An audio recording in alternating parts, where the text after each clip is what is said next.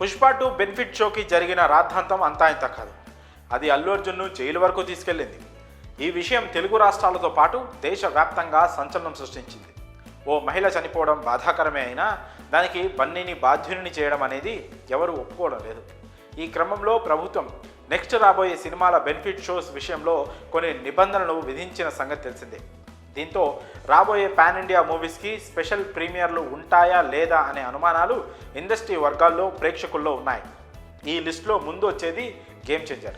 జనవరి 10 విడుదల తేదీలో ఎలాంటి మార్పు లేకుండా పోస్ట్ ప్రొడక్షన్ పనులు పక్కాగా జరుగుతున్నాయి. డిసెంబర్ 21న అమెరికాలో జరిగే ప్రీ రిలీజ్ ఈవెంట్తో గేమ్ చేంజర్ ప్రమోషన్స్ స్పీడ్ పెంచబోతున్నారు.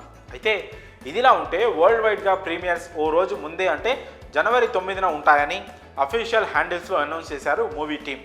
ఇప్పుడు ఇది కాస్త అందరికీ ఆశ్చర్యాన్ని కలిగిస్తోంది. సాధారణంగా యూఎస్ షెడ్యూల్ ప్రకారం అయితే ఏ సినిమాకైనా మనకన్నా డేట్ ఒక రోజు ముందే వస్తుంది. కానీ పోస్టర్లో వరల్డ్ వైడ్ అన్నారు కాబట్టి అన్ని చోట్ల అనే అర్థం వస్తుంది. మరి దానికి ప్రభుత్వాలు అనుమతిస్తాయా అంటే సాంకేతికంగా ఛాన్స్ ఉందని చెప్పాలి. ఎందుకంటే ముందు రోజు రాత్రి వేసే సెకండ్ షోను రెగ్యులర్ షోగా చూపించుకుంటే గవర్నమెంట్ నుంచి అభ్యంతరం ఉండదు. అలా కాకుండా అర్ధరాత్రి షో అయితే పర్మిషన్ తీసుకోవాల్సి ఉంటుంది. ఇక ఇలాంటి పరిస్థితుల్లో దిల్ రాజు ఎలాంటి వ్యూహం అనుసరిస్తారో చూడాలి.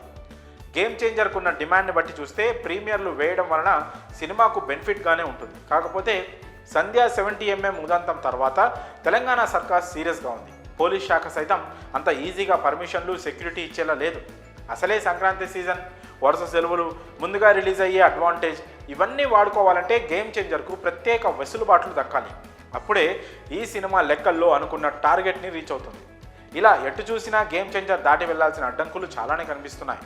మరి మూవీ టీం ఏ విధంగా ప్లాన్ చేస్తుందో చూడాలి. మరి ఈ విషయంపై మీ అభిప్రాయాలను కామెంట్స్ రూపంలో తెలియజేయండి.